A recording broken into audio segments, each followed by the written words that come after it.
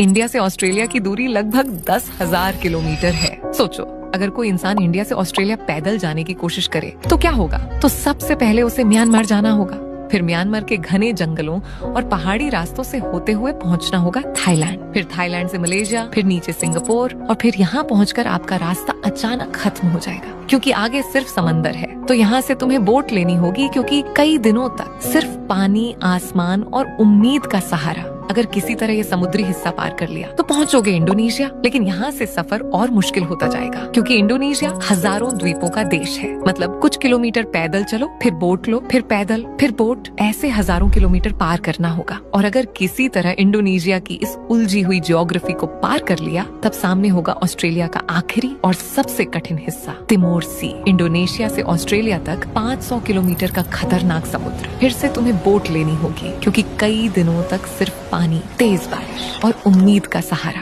और अगर किसी तरह बिना डूबे ये भी पार कर लिया तो आखिरकार सामने होगी तुम्हारी मंजिल, ऑस्ट्रेलिया। तो क्या तुम पैदल जाना चाहोगे? नीचे कमेंट करो।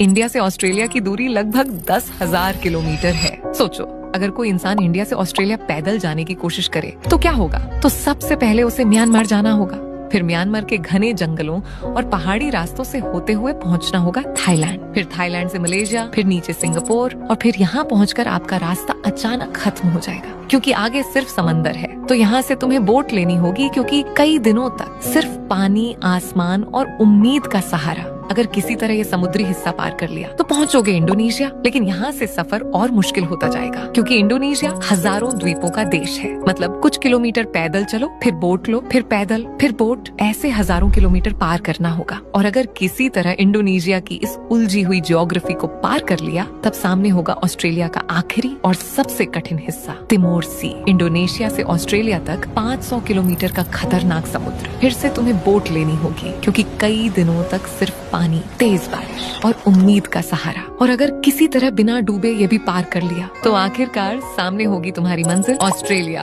तो क्या तुम पैदल जाना चाहोगे? नीचे कमेंट करो।